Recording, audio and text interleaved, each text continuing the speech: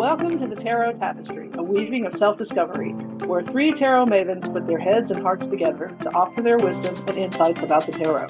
We hope that you find this helpful in your personal journey to self-discovery and growth. Join us as we explore ways to use tarot for self-reflection and self-correction. Together, we'll discover new ways to use tarot to weave threads of understanding into the tapestry of your life. Welcome, everybody. Thank you for joining us for another episode of the Tarot Tapestry. And today I am with my two co-hosts, Angie and Linda. How are both of you today? Doing fabulous. Just got plumbing done on the house, and my house is no longer incontinent, so I am quite happy about that. And I am quite happy for you, Angie. I am too. I'm so happy that your house's pipes are taken care of. If only our listeners knew the conversation that we had before we started this episode, they would laugh they would laugh a lot about it. But anyway, so today we will be talking about the Chariot, which is card number 7 of the Major Arcana. And would any of you guys like to start us off? Oh, actually, you know what? Maybe I'll just start off with some just general words to describe the Chariot.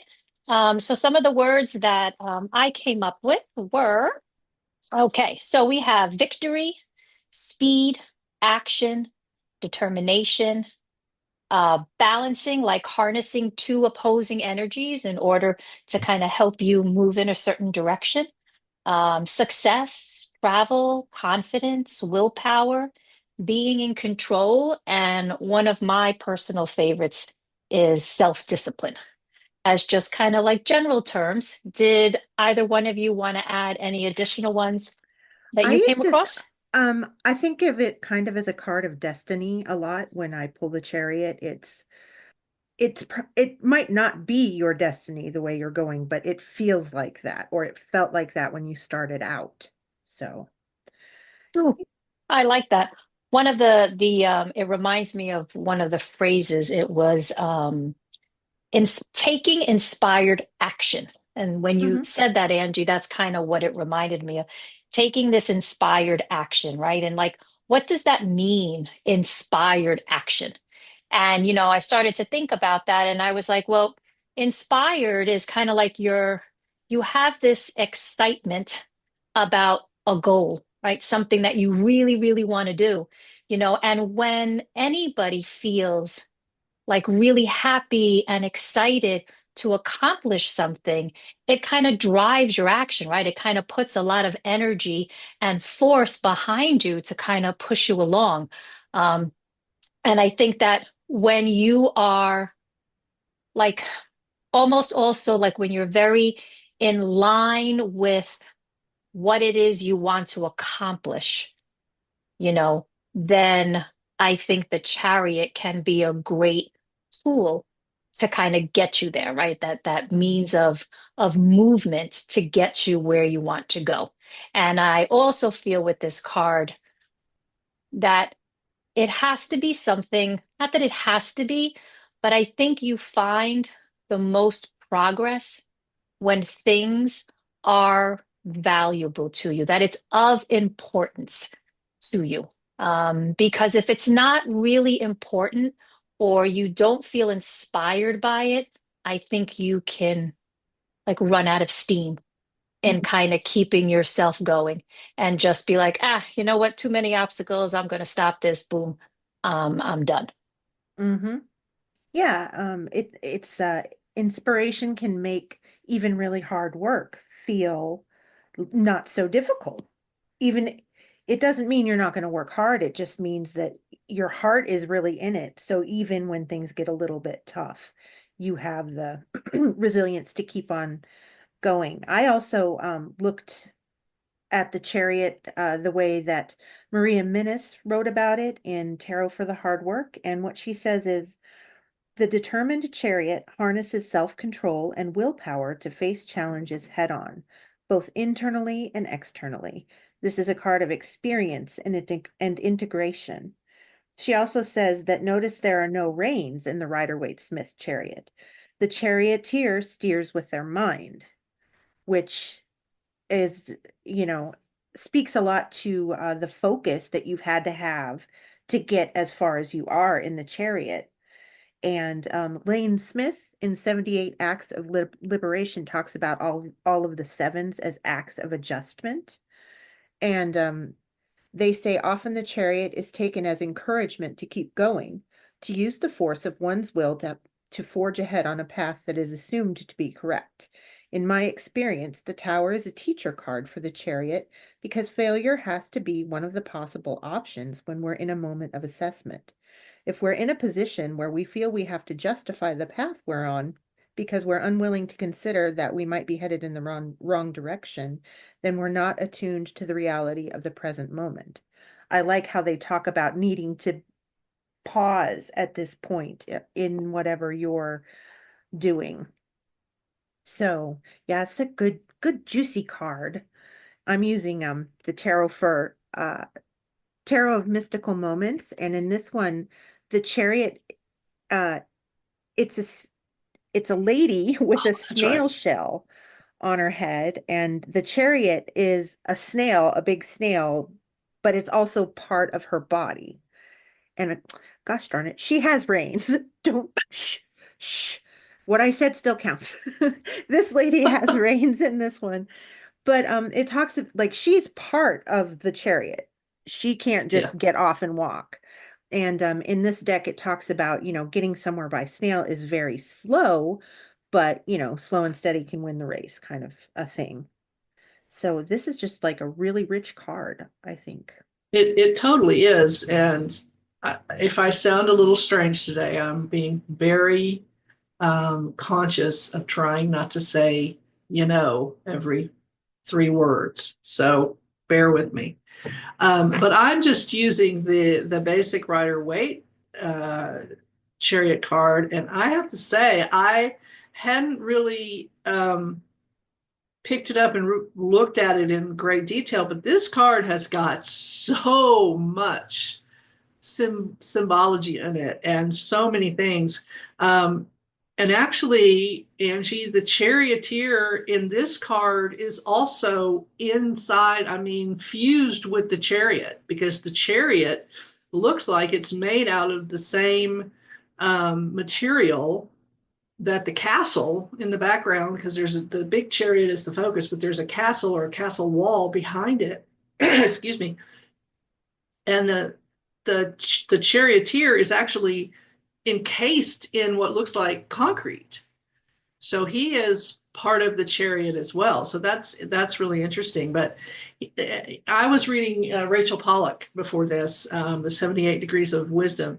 And so the charioteer is also holding a wand. She talks about the 3 lines of the major arcana. She kind of pulls the Fool out, because the Fool is sort of like the beginning card for everything, and then divides the major arcana into 3 sets of 7, the remaining cards. And so the chariot is the end, or the maturity point, if you want to call it that, of the first line, which is the magician, the high priestess, the emperor, the Hierophant, the lovers, and then the chariot.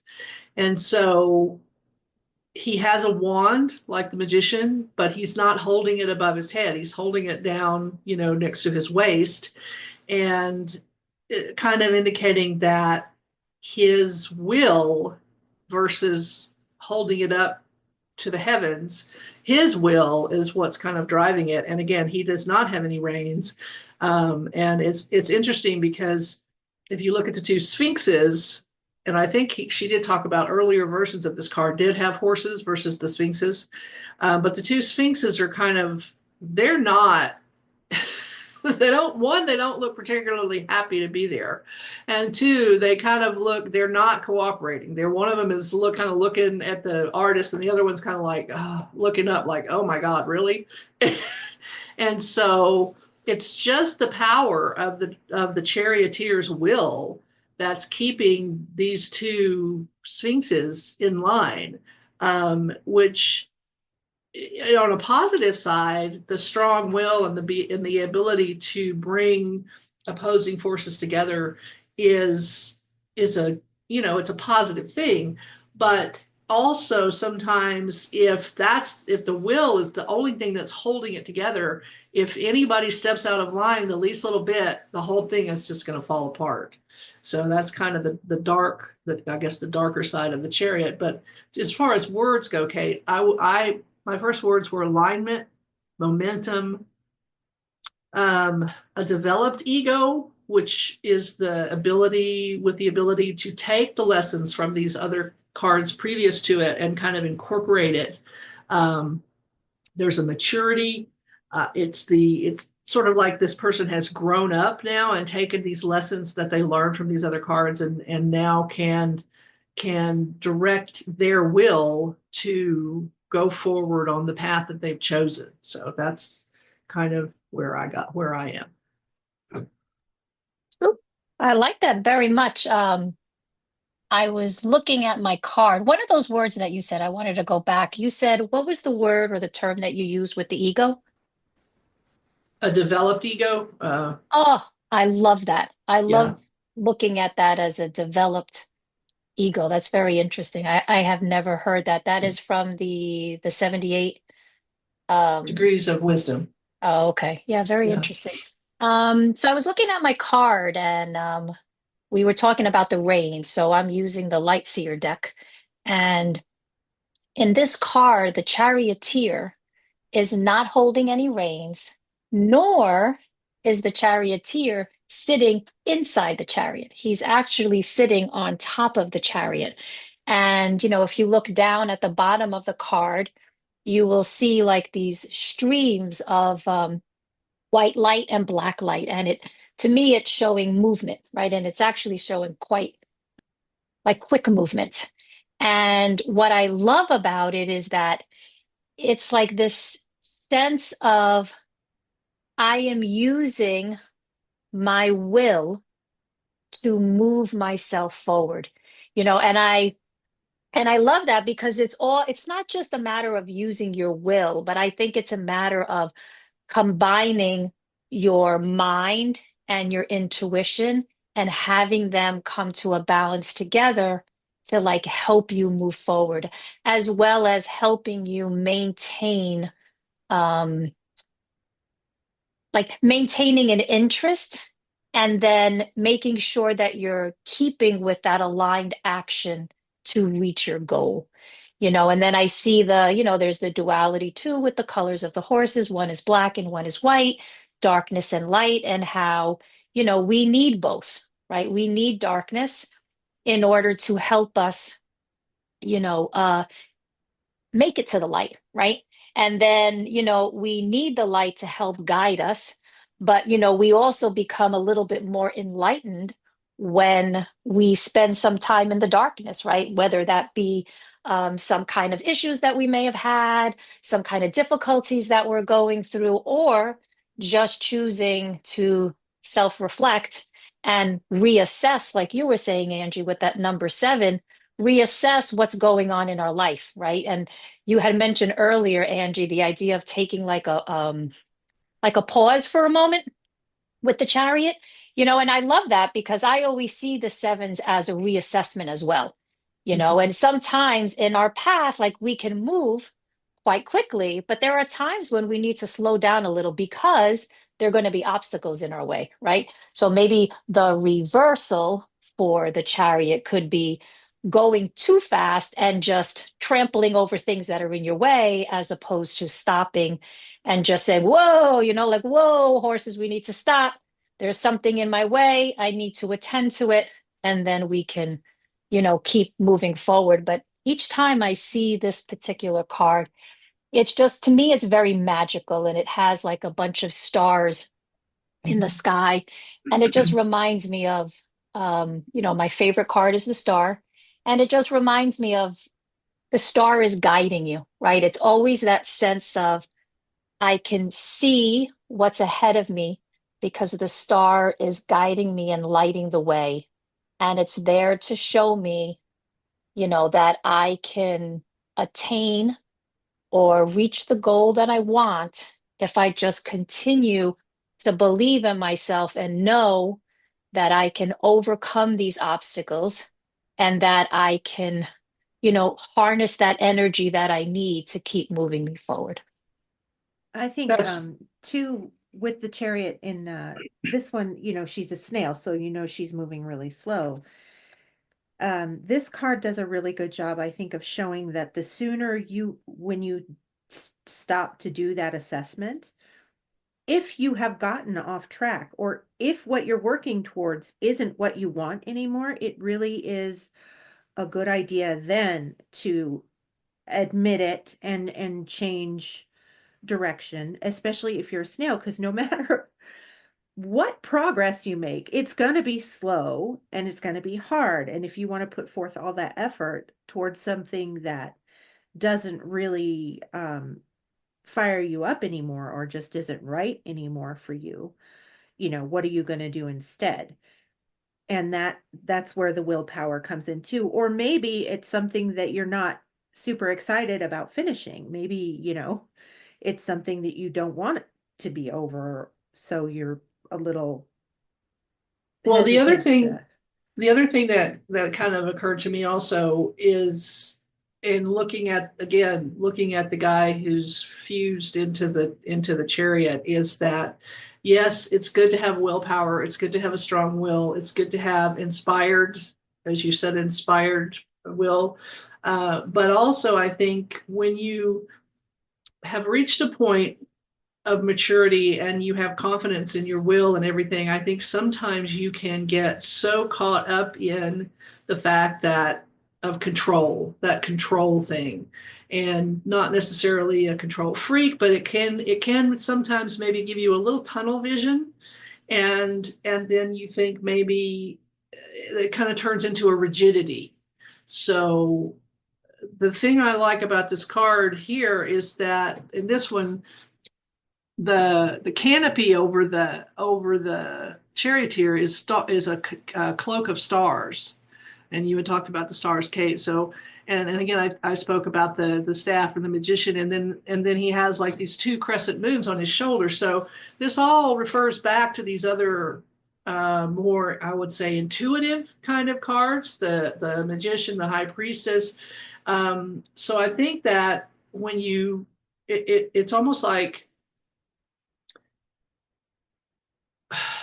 logic versus emotion, if you want to talk about that, kind of like Mr. Spock.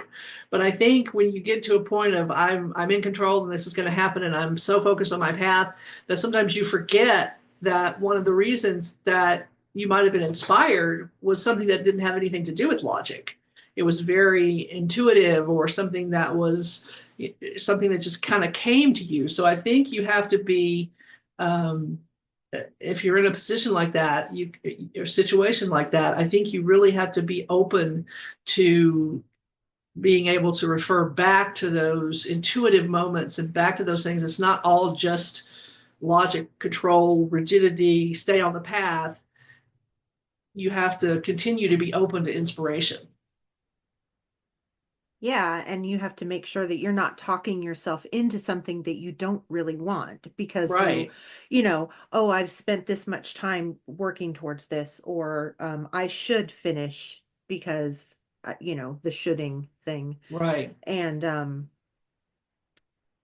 it Well, can. I mean, you see it a lot in shows, like for instance, two particular shows that I watch, The Voice, where people go on The Voice and they've always wanted to do music, but everybody's like, oh, well, you can't make, you have to be really great in order to make a living at music, or so they've become an accountant, or they've studied law, or they went somewhere, but it was always in the back of their mind, I really just want to do music. Same thing with people. I watched Chopped. I love Chopped because of the food competition. Same thing. People got off track, or they thought, oh, I wanted to be a doctor. But I was cooking for my roommates and I just got so much inspiration from it and so much pleasure. And then, or they went in a bad path. I was on the way to jail. I was on the way to life in prison. I was into drugs, and I started cooking in this kitchen because I needed money. And my whole life turned around. So I think the fact that you are open to other possibilities or other, intuitive things that come in, I think that's very important. You can't just, unless you're the kind of person like one of my friends who always wanted to be a doctor. That's what she wanted to be since she was 6 years old. And she just retired from being a doctor. So, it worked out for her.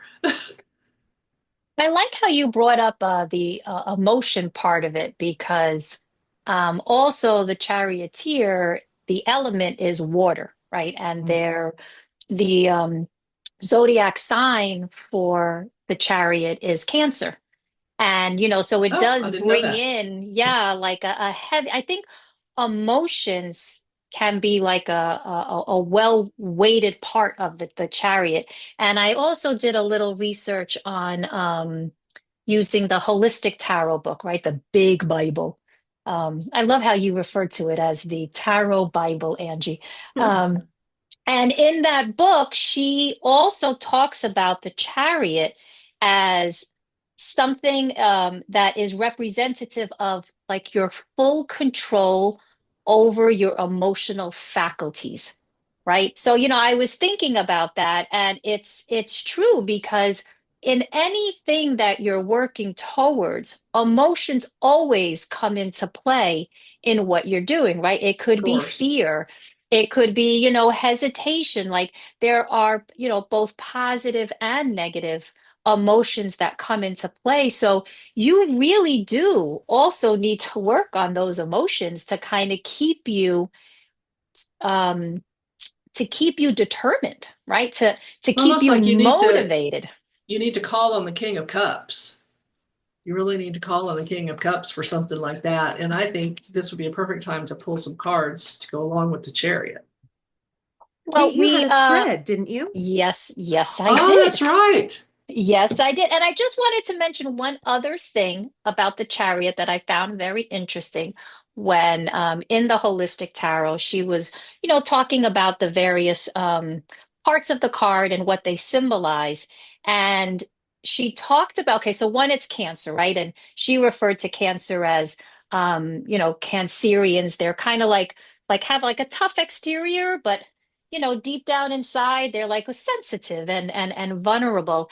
And she talked about the armor that the charioteer wears can be representative of that, right? Like you're Mm. tough on the outside, but inside you're like, a big bowl of mush, and Hmm. how when you think of it that way, it's like you really do need to kind of get your emotions like under control. Like it has to be a big factor in what you're doing. And when I first started learning about intentions and lunar cycles, one of the group of women that I would listen to all the time talked about setting your intentions versus setting goals and how two of them were different. Intentions were more related to the feeling that you wanted to attain once you received your goal. So the goal was more the concrete thing, and your intention was how do you want to feel when you accomplish this goal? So if you look at that as sort of maybe the two horses, the black one and the white one, one could be that physical goal, right? Hmm. And the actions that you have to take and you're thinking about it. And then the other one is like your emotions. How do you want to feel? And you have to keep your goal and how you want to feel in aligned with one another and moving together in order to achieve your goal in a way that I guess is going to be most beneficial for you at the end. But I Right, just wanted to right. mention that. Emotions Um, are information for us. mm, It's how we know what we know without being handed a manual when Right, we step right, when we come out of the right. womb. Yeah, absolutely. Um yeah. I mean, if and you're headed towards something that you have set in your mind because you think that it's good for you, or someone has said it's good for you, or that's what people do at your age, or whatever the reason is, but it's not making you feel good, then that is a guidepost to say, well, maybe I should think about doing something else in spite of all these other things over here that tell me that's what I should do, because I don't feel good doing this and I don't really particularly like it. Yeah. Yeah, That's absolutely. intention. What I've learned about intention setting is I set intentions for how I want to feel while I'm working towards my goals. So it helps me make decisions.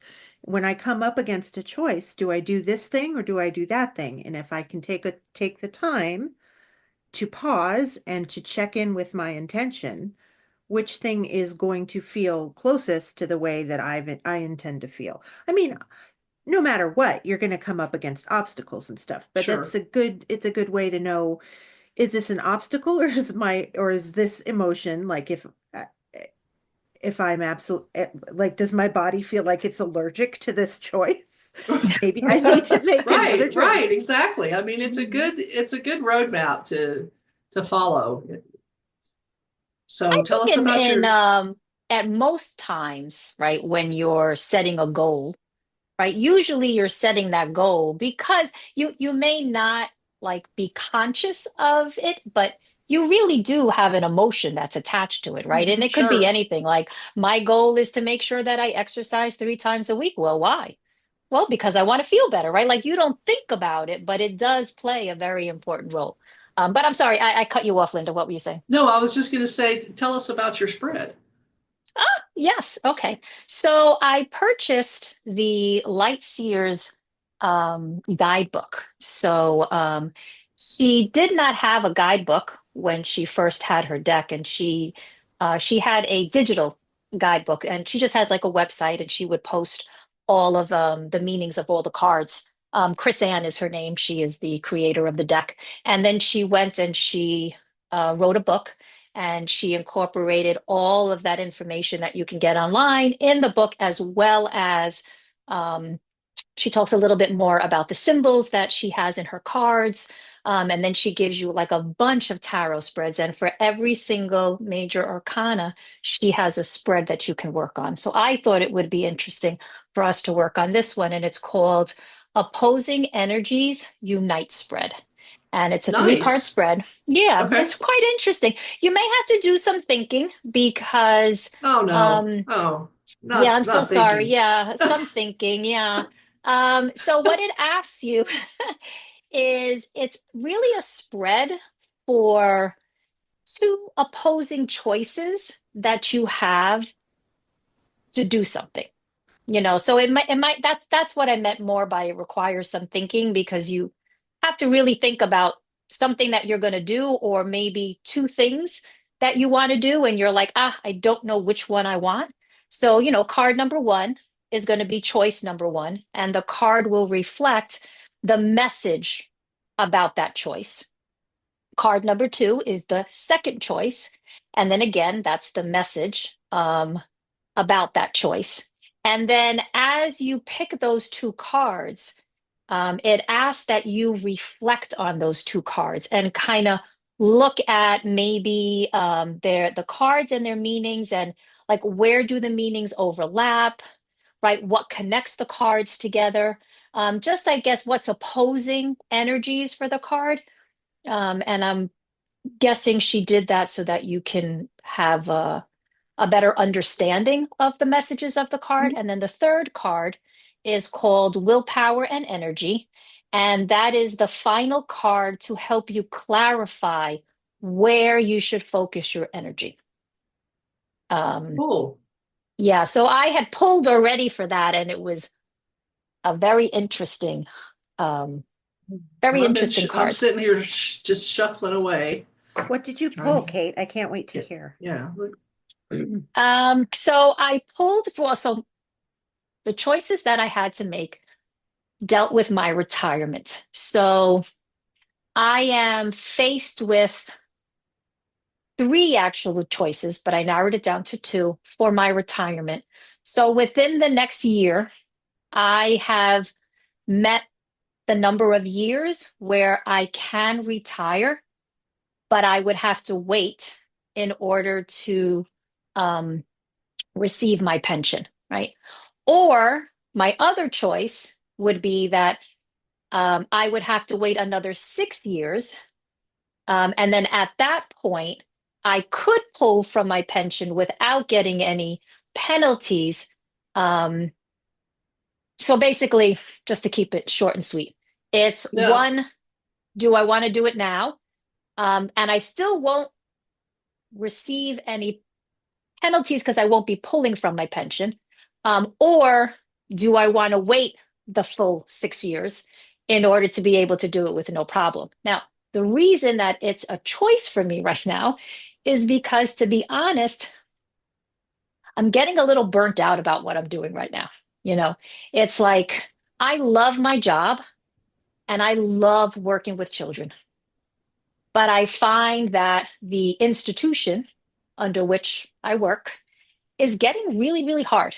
And it is what I have to do, or what we're being asked to do, very much goes against what I believe. And every year it seems to get further and further away from what's developmentally appropriate for the age group that I teach. And it becomes harder and harder to give my all. And it becomes harder and harder to maintain that, like,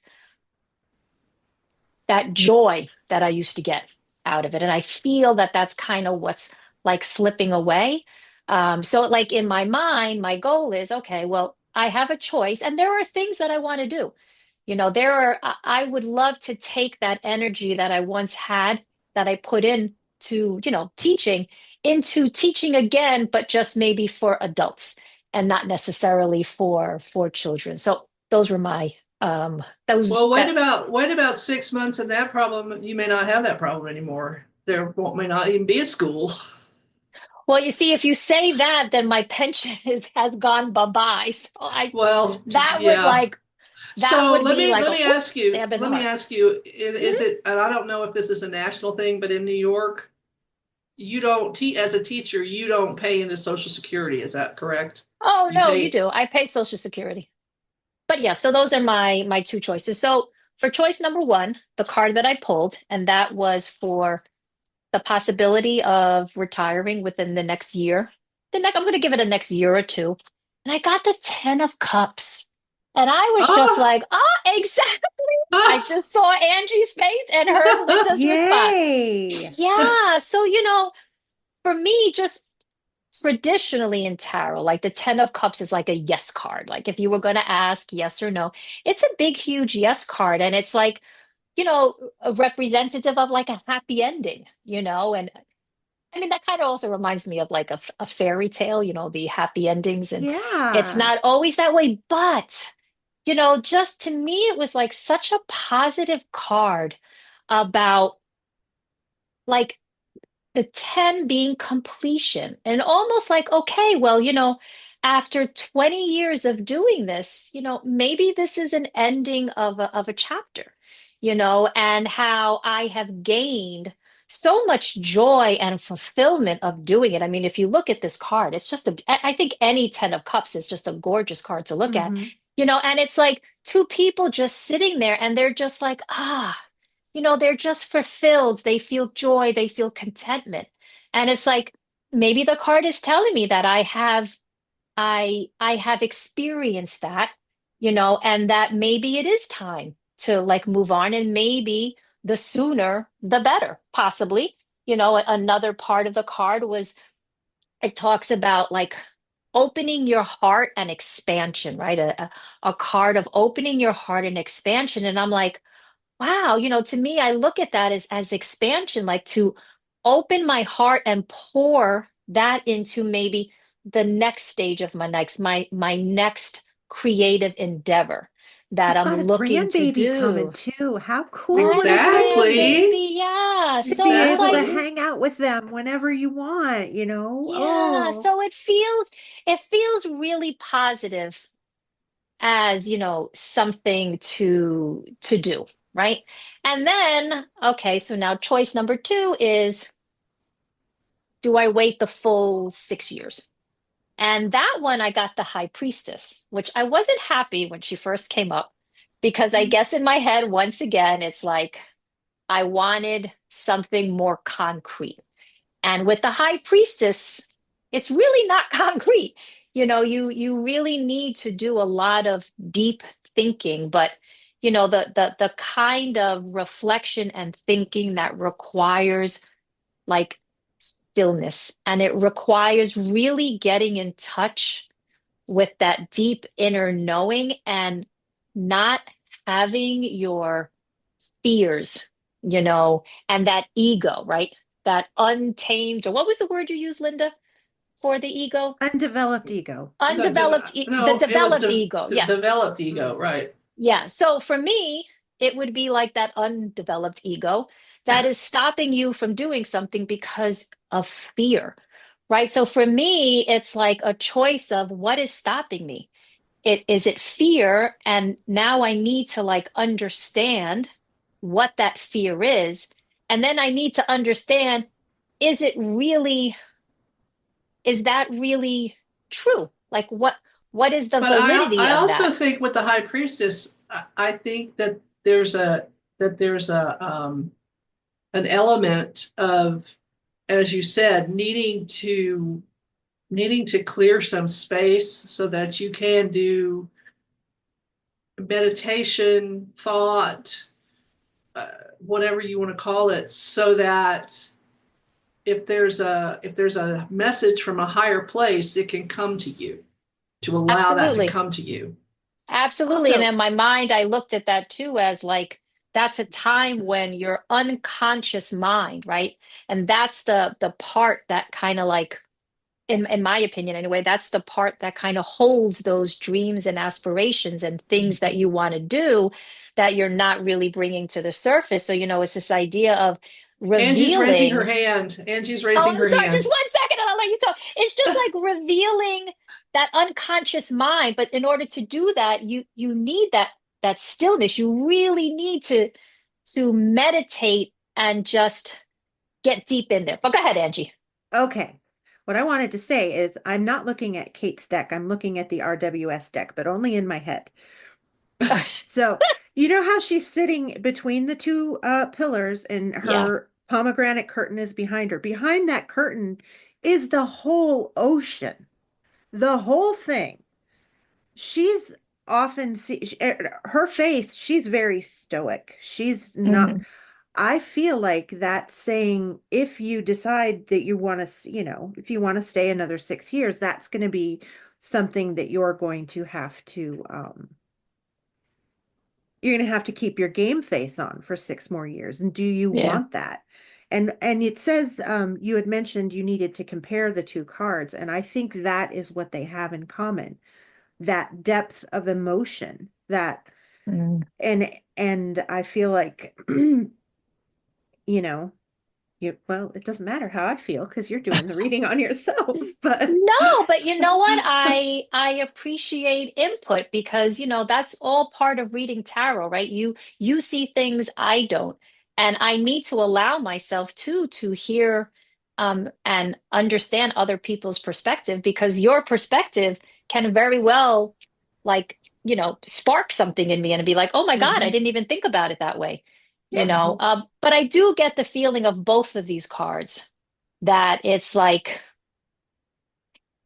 you have to follow your heart. And how do you know what's truly in your heart? You don't know that until you really go deep down inside and listen to your intuition. Mhm. Listen and try to uncover those messages that are sitting there in your unconscious, and that can come through to you in dreams, in synchronicity. So it's also a matter of really paying attention to those places where you might get more answers, things that maybe we don't normally do on a daily basis.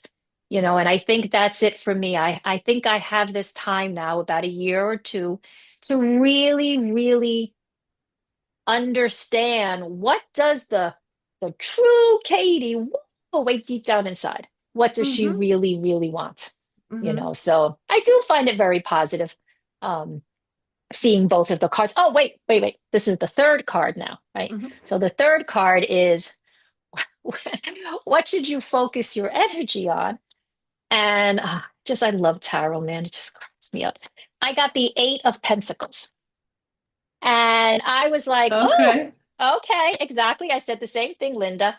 But then to me, it was okay. So my vision of what I would be doing in my retirement does require me to like work on my skill level, right? It requires me to like, work on my, she uses the word craftsmanship, right? I need to work on that. I need to put that time and that energy into doing that in order to accomplish what I would like to accomplish. It's even going to require the chariot too. Like once I have this, I am determined to do this, I need that Yeah, movement, and for I kind of sure. see For the Eight sure. of Pentacles as being the one that's kind of like maybe planning it out, keep working on it, like just keep going, keep working. Well, Like you absolutely, you because want to. that is gonna apply to whichever choice you make.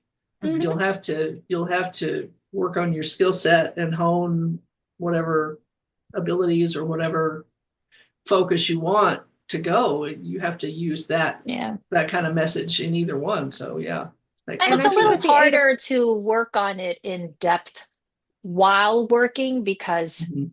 I come home and I'm mentally exhausted. And I just cannot dedicate the amount of time that I would like to, and even the amount of time that I can to really work on my skill set Of course. because I am mentally exhausted. Yeah, And makes with the perfect Eight of sense. Pentacles too is it's refining what you're doing, right? And Pentacles are energy. Um, the guy is getting better and better at making the pentacles as he works on them. He doesn't reinvent the wheel every time. He makes tiny Yeah, adjustments to become masterful at the craft. I So like that. Yeah, I think that's during your 1 or 2 years, I think it's that tarot is advising you to refine how you use your energy, what you are, Mhm. putting your heart and soul into. I like that. You see, Angie, your perspective is always welcome. Always welcome. Well, I'm so glad. I'm going to need help with this one, you guys. So, okay. do you That's want me what to we're go here now? for, Angie. We're Yeah, here to I help go you. know. ahead. Go Okay. ahead. I Okay, haven't turned so mine over yet. They're lying here and I haven't looked at them, so it's going to be a complete surprise for all of us. All right. so my choices are kind of similar to Kate's. I haven't had a job in 4 years now. I got laid off during at the beginning of the pandemic, and I kind of dug it.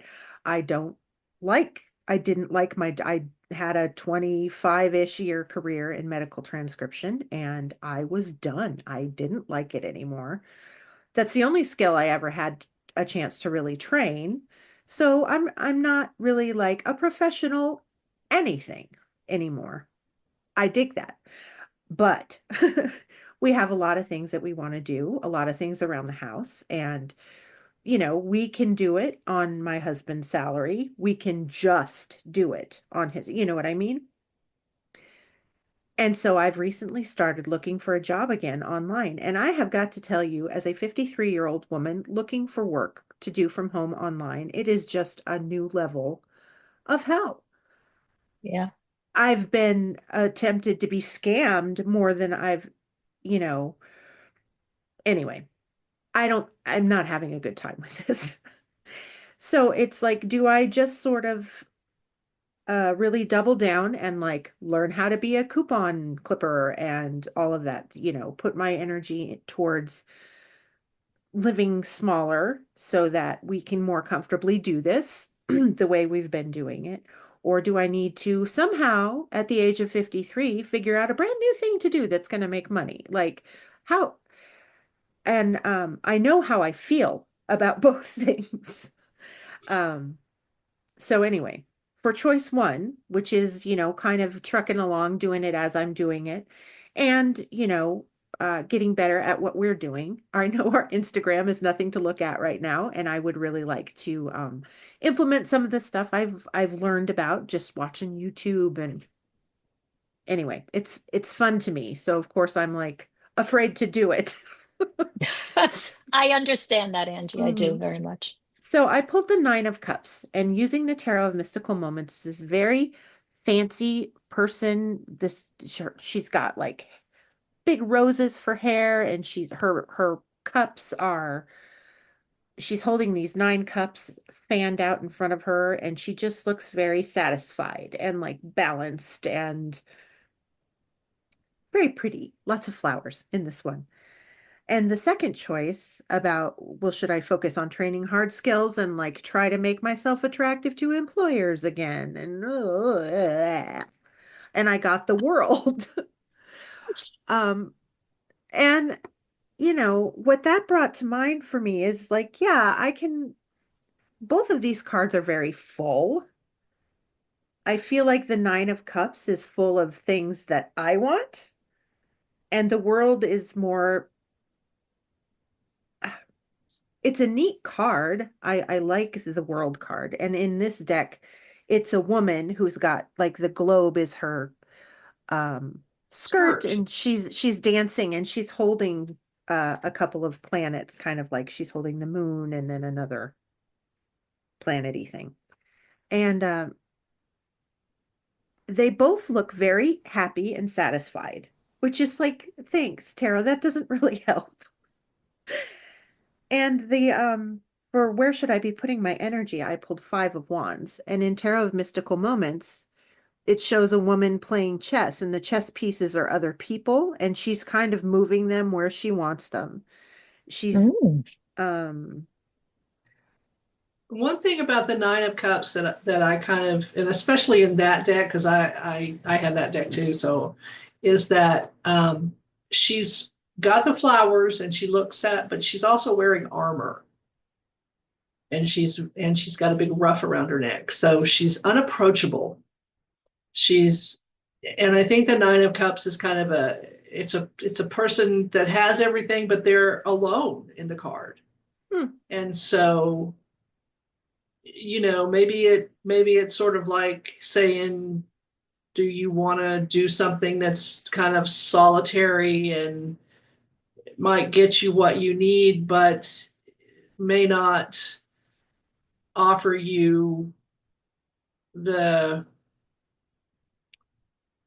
kind of other fulfillment that you might want working, dealing with people. And I know you're not a particular people person, and I'm not either, but sometimes that kind of give and take, like even in this group, is good for us, just to have that other stimulation and have other input. And that kind of, when I see that 9 of Cups, it's like, yeah, he looks happy or she looks happy and satisfied, but she's all by herself. Who is she sharing this with? So just a thought. ooh, I never thought of it that way. That's a good point. And also the world, hard skills. I feel like the skills that I need to learn and practice to do more things for us as a group, those are also marketable skills. I feel Okay. like okay, you go. Yeah. Hey. Oh, I just don't show one sec. Okay. So I was looking at the 9 of Cups, right? And in the Rider-Waite Smith deck, there are these 9 cups like on a shelf behind a figure who's sitting on a chair with his arm with his arms crossed, right? And when I see that card, I see this person there, and I'm like, ooh, they're like protecting something, right? They're like, I don't want you to touch those cups behind me because I worked really hard for them, and nobody is coming near them, and nobody is going to knock them down. And so I think about that, and then I think about the word contentment, right? And then I think about like your wishes, which I know is a word that describes the 9 of Cups, and a lot of people don't like it. It's like a wish being fulfilled type of thing, right? Like a wish card. But it made me think about this idea of contentment, right? So here you are. So for that card, it's living as you are right now, right? Like you said, maybe cutting out more coupons or being more efficient in how you can save money here and there to put it towards something else, right? So I think part of the message from the card is, will you really be content doing that? Is that really something that you find can be fulfilling for you and lasting fulfillment as you move forward. Because what might you need in order to help you remain content or to help you feel more fulfilled, right? Like, is it this maybe like, and I think Linda had mentioned it's something about like a facade that the character might be putting on, right? So are you, maybe are you seeing it being more appealing because it's comfortable, and you can Yes. manage it, right? Yeah, okay. And then you take the other card, the world. And for me, the first thing I thought about is changing times, right? Like the world is changing, and everything that we do as far as looking for jobs and a lot of educating ourselves and stuff is done online, right? Hmm. That's the new world, right? That's like the online world. And, part of that is like learning. It's, you know, it's learning how to navigate this new world that's going to be there for a very, very long time. And it's going to be a world that you are going to have to eventually use, right? You're going to have to use this world in order to just keep moving towards what you want to do. So I know that sounds very much like, oh, Kate is leaning towards the world card. I don't mean that at all. I No, just think that, it's kind of like, it's almost like saying, do I want to stay in the box or do I want to go outside of the box and keep pushing myself to learn something new and different, and what kind of great things are going to come about of that, because I think what will happen the other way. I hope that was no, okay. I don't like to like perfect. That was push Yeah, people in perfect. one direction, but I just No, felt really strongly this about is that world card. why we read for each other that's sometimes. This right. is, Hmm. That's right. I'm gonna sometimes, no matter what, no matter how hard you try, you're only gonna see what you are comfortable looking at. And yeah, and I like the comparing these two cards and their meanings. Like I said, to me, these both feel very full. So this Five of Wands is, she's keeping her eye on her game board and she's Hmm. got lots of different things happening. I think it Yeah, it's a little it's different like from the traditional one, but again, uh, those are her it's chess knowing pieces, and what to do and when yeah, to do it, I think. she's doing And strategy and moving these around to her best advantage. to have the best of both worlds. Yeah. And yeah, I am not good with change. Linda and I just had a conversation about this yesterday. And I told her because like a lot of the things that are, I even get nervous when it's good change because that's just who I am as a person. But we Because of talked the about shoes, the Pluto. shoes that fall. The shoes are The falling if it's shoes are good. falling all the time. Yeah.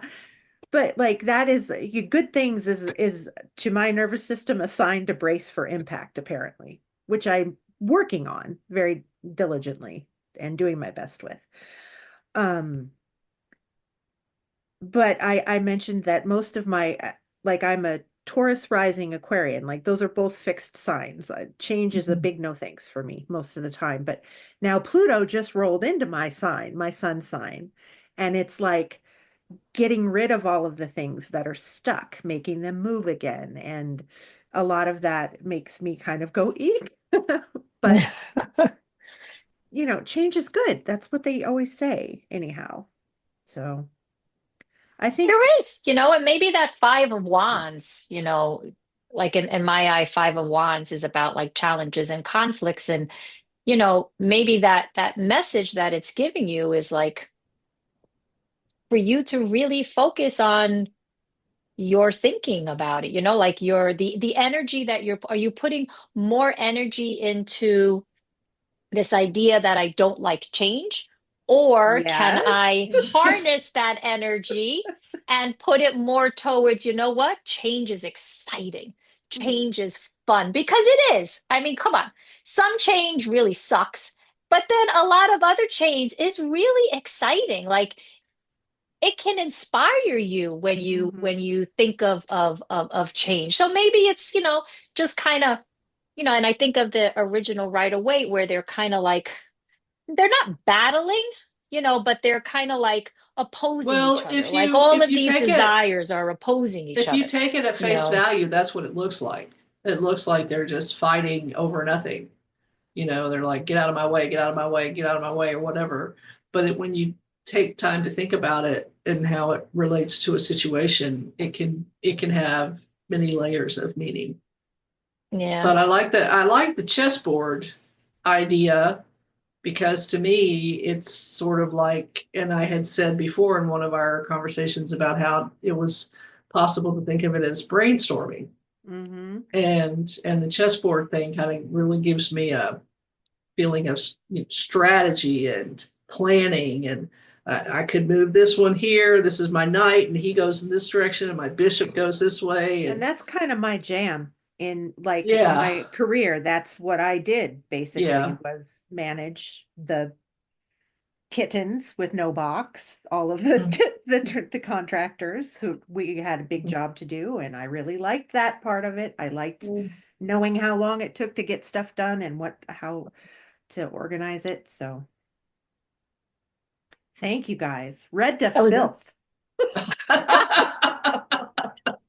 oh, you're too funny. I think next time we should read for each other. We probably should. That's probably a good idea. Okay. All I right. like that idea. Okay. Here we're all going to be surprised because I haven't turned these over yet. So my two opposing or challenges, I suppose. Should I go or should I stay? Um, Ooh. that song, should Well, I? can you clarify if you can? I don't know Well, if you can because yes, I know we're on a podcast. So yeah, we're on a podcast, but I have a desire, and these are things that have kind of come to a head regarding or around the election, but they are things that I have wanted to do for a long time that have nothing, absolutely nothing to do with the election. So one is to live in another country. I have wanted to live in another country for a long time, not forever, but to live at least a year in another country. Never thought I would be able to do it because of family, finances, 100 other things. And now I find myself in a position that I possibly could do it. Have an active passport. I know that you can go to the UK and not many, but a number of other countries without a visa for at least 6 months. And so there wouldn't be a huge amount of paperwork involved to do that other than, find a place to stay, or places if I wanted to stay one place for a month and go to another city or whatever, do that kind of thing and just be kind of nomadic. The other is wait, Linda, I have to say I'm getting chills as you're talking about moving. the other is, I have great grandkids here that I don't see very often, and Eli is on his second day of his new job, and it seems to be going pretty well. And his car is working, except he ran out of gas last night, but it was just gas. He filled it up and got on today, so it was all right. So it might take a little while for him to recover from that, as far as financially, having been out of work for a few months, but he can do it, and I'm willing to help him now that he's progressing. So there's that. So with no further ado, I'll pull my first card, and it is the Three of Pentacles. Oh, So that's really interesting. I actually like this card a lot because for me, it's about different elements coming together to create synergy, to create something. I don't think in this case it's necessarily going to be people, but I think I would have to call on various resources, various and part of my planning to do this, I have enrolled just recently in a teaching English as a foreign language course. Which is, again, something that I have wanted to do for a long time. Wait, now the So, hairs on my arms are standing up right now, Linda. and there are a ton of people on TikTok who live on the other side of the country, other side of the world. And recently, one of them I came across was a young person who's teaching English in Prague. And she said people in Czechoslovakia, they are, dying to have people come and teach English. And you don't even have to have a degree, but I am interested in how to learn how to teach. So and then the course that I took, they have another option you can do if you wanted to actually teach online. So I could stay here and teach for a while and then go. So there are various options.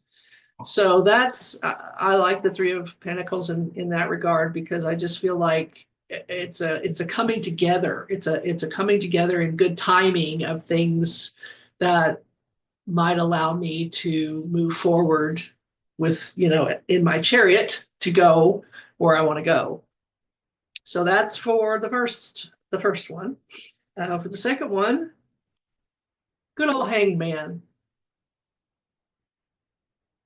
So it's possible that I need to look at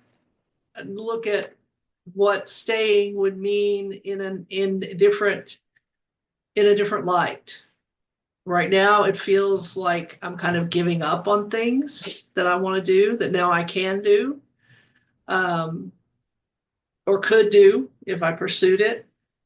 And maybe that's not necessarily the case. Maybe it's the timing is not great. Maybe I need to explore the depth, more in depth. I don't really know. My great grandkids are little, they're babies still. So, and Charles and his girlfriend broke up.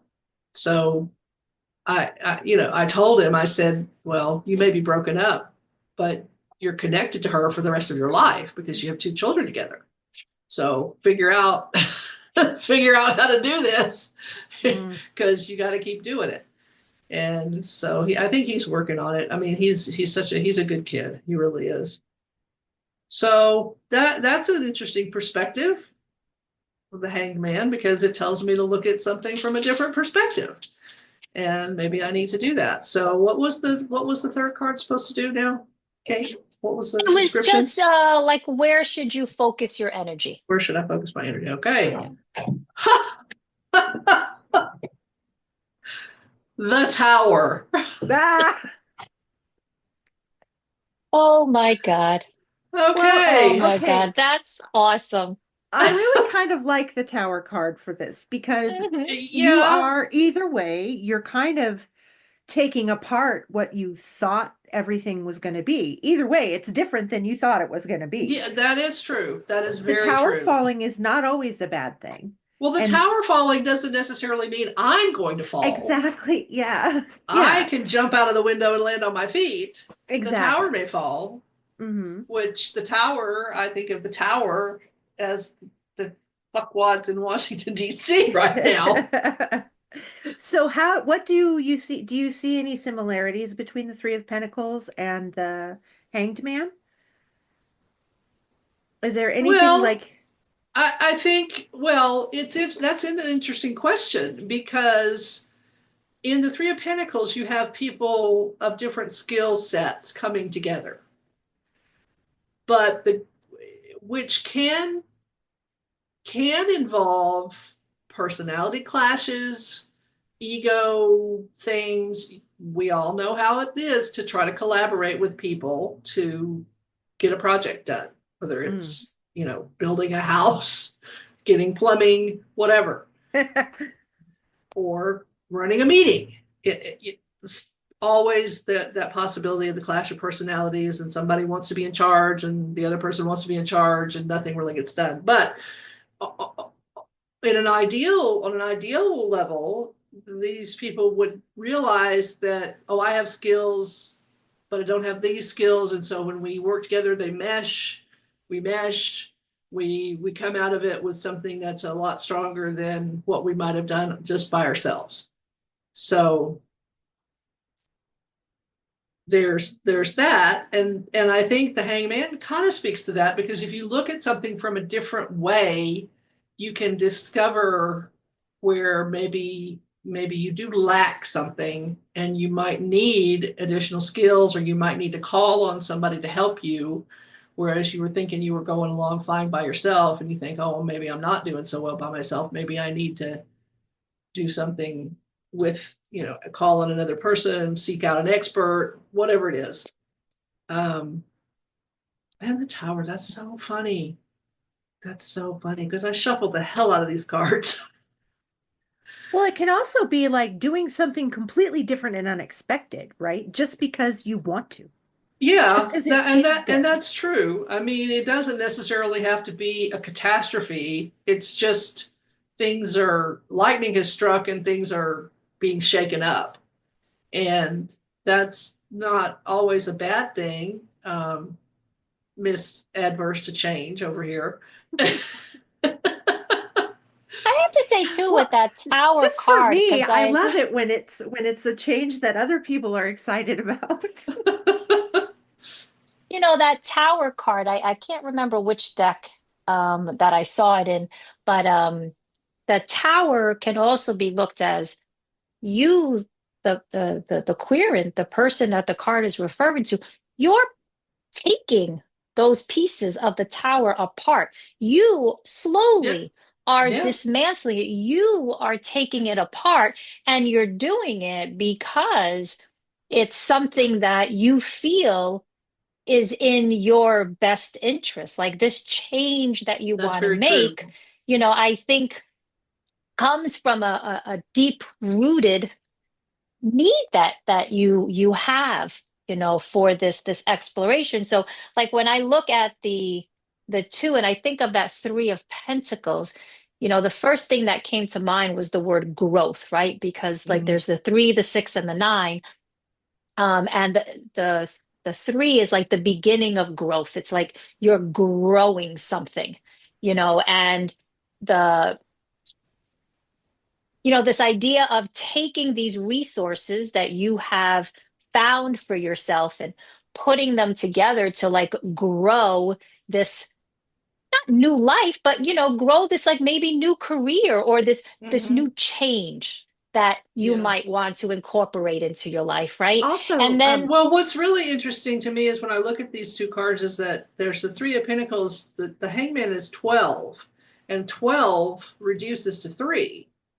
So they have that in common. 3 is my number. 3 is my Also, number. the So Three of Pentacles, you're constructing something. These three people are building something. In the Tower, you're taking it apart. So, bingo, right yeah. there. yeah. Mhm.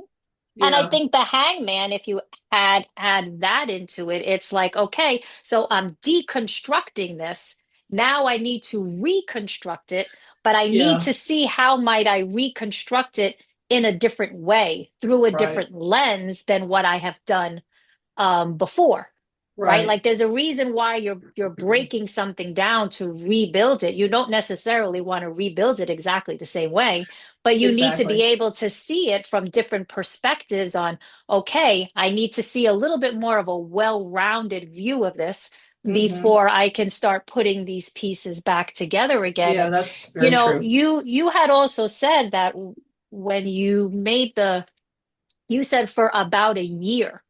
And I think too, like that's like a really short period of time in the grander scheme of things for a Yeah. year, and Mhm. because the 3 is still a small number and it's like a small amount of growth, it can also be looked at as, okay, a year is really not like a year is going to go by like that, Yeah, I mean, and as you get older, somebody says, "Oh, it's going to be 2." You think, "Oh, well, 2 years, I could do that standing. Literally, I could do that standing on my head." yeah, and even after a year, say, then you can like even go back to that Hangman and kind of Mhm. see it from another perspective and say, okay, well, I made this one layer, in my, my new structure that I'm building. Here's the foundation that I created for myself. Now, what is that next one going to be? And then you Right. reassess again kind of after And that. the other thing is, quite honestly, and Kate, you might want to edit this out later, I don't know, but quite honestly, if things go totally sideways and I'm over there, people have a place to come because I'm already there. That's beautiful. So if they want that to, is- they may not want to. That's entirely up to them. But it's like, yeah, you can come here for at least for a while if you want to get out It's of the the same reason I craziness. want to get my house fixed up. Exactly. So if somebody needs a place, they've got one. Yeah. That's beautiful. This was like a really great, I think, spread, and it gave, I think, each of us a lot to And think this was about in the and Light ponder. Seers book, the Light Seers Yeah, she guidebook. came Yeah. up with one of the women from the symposium. She had posted the book, and she had, given a few pictures, and I was So like, it's a "Ooh, more that in looks depth. really good." It's not the one that comes with the deck. It's a more in depth. I thought so, but it really isn't. So the how she describes the cards is exactly the same as what you can find for free online. Yeah. She just adds a little bit more to it. So she'll add the spreads. She'll add descriptions, like more of what the symbols and the cards mean. So you can get a little bit more information about that. And then she has like a few other things that she added on to it. But the spreads for me I was like, you know what, this is great because it's just even more. And I love the idea of even using it like Yeah, on absolutely. the podcast, the spreads. Like Yeah, I I love really that like that spread a lot. Yeah, And very much. I found that very insightful and very helpful. So thank you guys. Same, Yeah. same, absolutely. And I hope with our readers too. I mean, I think we did a pretty good job on kind of slowing it down for what each of the cards mean. So, if you ever Our have listeners, our listeners, yeah. So if you ever have any major choices that you need to make, What? pulling on What? this spread might be very beneficial to you. So yeah, I think we've come to a close. I don't think we have much more left to say about the Chariot or the spread.